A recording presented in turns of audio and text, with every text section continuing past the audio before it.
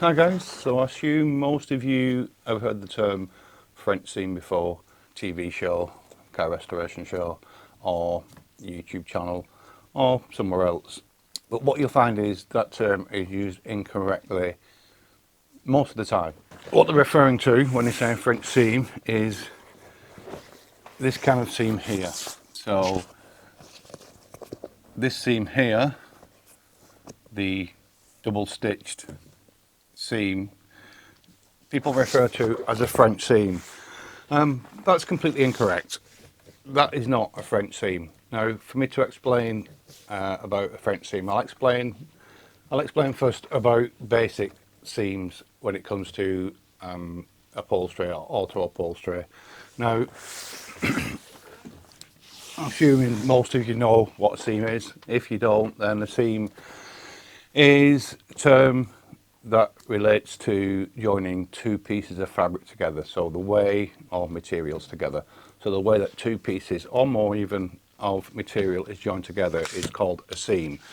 Now, a standard seam or a plain seam, depends on which term you use, you can use either term, is you have two pieces of fabric. So I've got two pieces here. So I'm using vinyl. I'm using vinyl because the face and the reverse side are two different colours. So the reverse side is the white, the face is the tan colour. So with a plain seam, you would put face to face, so the right side to the right side, like that. So if I just run a stitch line down this now, so that's the back tack. So forwards, backwards, forwards again is the back tack. Get to the end and back tack. It's right sides together, one stitch line, and that is a plain seam. So people think that when you put these two stitch lines down each side of the seam, it becomes a different seam. It doesn't. The connection point between this piece of fabric and this piece of fabric is exactly the same. Nothing's changed as far as the seam is concerned. So this seam line, this stitch line, is the same stitch line and it has the same strength as the plain seam. It doesn't change the seam. A French seam is a completely different seam. This is just a top stitched plain seam. So it's got top stitching on either side of the seam line and it doesn't change the seam. The seam is exactly the same. Now there is another seam that is used in auto upholstery. I'll show you that now. So again, right sides together.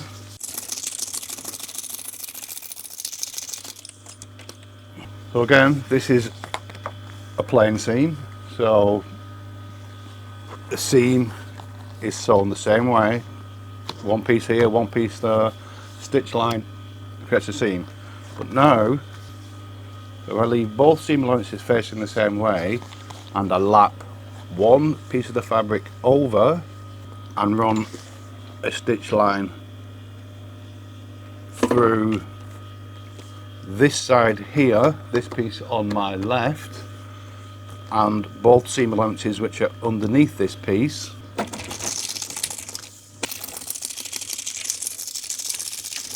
now this seam is called a lap seam. So you overlap one piece of fabric over both seam allowances and then you run a stitch along it.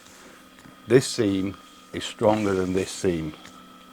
So we have two seams. So this is what people call a French seam, which isn't a French seam. I'll show you what a French seam is in a bit. So this is a lapped seam. So lapped over. Having this additional row of stitching on the top makes this seam a hell of a lot stronger than what people call a French seam. The French seam isn't a strong seam at all. The lap seam is much stronger. So you've got two connection points. Here you've only got one connection point. The connection point is here, whereas this, so the connection point is here, where my finger is, and here where my thumb is. So that's 2 different connection points. So that makes that seam a lot stronger. So I have a lap seam here and what people class as a French seam there, which actually isn't a French seam. I'll now explain to you what a French seam is. With a standard seam, the pieces are joined right sides together. So good side, joined together. With a French seam, it's completely opposite. French seams are joined wrong side to wrong side. Now the French seam is probably one of the strongest seams. If you're wearing a pair of jeans at the minute, there's a good chance that you've got a French seam on your jeans. Not all jeans have French seams, some do, some don't. A lot of them have lap seams now. But I will now show you what a French seam is. So first you run a row of stitching as you would a standard seam or a plain seam, but it's in reverse, so wrong sides together. Open the seam up.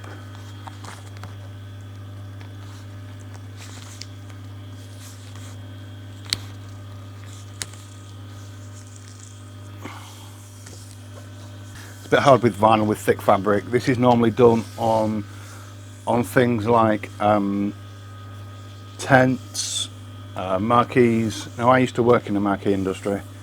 I've not been doing this stuff all my life. I used to work for a marine cover maker as well. I've made clothing. It's used in clothing quite a lot, and it's used in marquees, tents, things like that. And then that is folded over like that.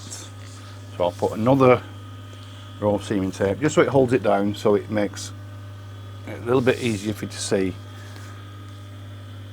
what I'm doing. Another row of seaming tape on there, and then that is folded over. This will just hold it down so you can see properly before I start sewing.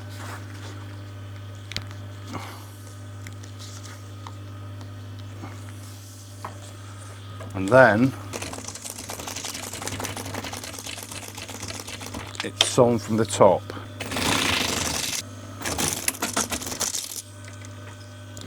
A row of stitching there, and then I'm going to stitch from the other side now.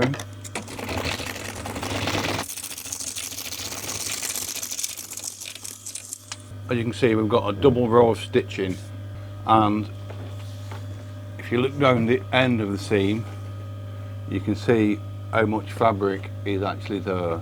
So you have 1 layer, 2 layer, 3 layer, 4 layer, 5 layers of fabric that is all folded over and joined together with 3 lots of thread. So it's got 3 lots of stitching on this, which connects the seam together. So that is a French seam. You'll find that on jeans, workwear, anything that's heavy duty. So if you ever hear the term French seam, that is a French seam. That isn't a French seam. So we have a real French seam, a fake French seam, which is not a French seam at all. It's just a plain seam with double row of top stitching, so 1 on either side of the seam, and we have a lap seam. So in order of strength, weakest, next strongest, strongest seam. So anything that you need the utmost strength on, you would use a French seam. That's why it's used in tents, marquees, workwear, things like that. You need a very strong seam, and that's used.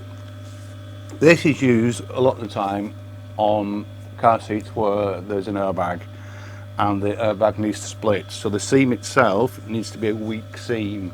So if you were to put a French seam where an airbag was, the stitching wouldn't break, you'd probably break the fabric, or the bag would go off incorrectly in the wrong place. So I hope you learned something from that video. If you've got any questions, leave a comment. If you like the video, give it the old thumbs up, and consider subscribing. I hope to see you again. Thank you for watching. Bye.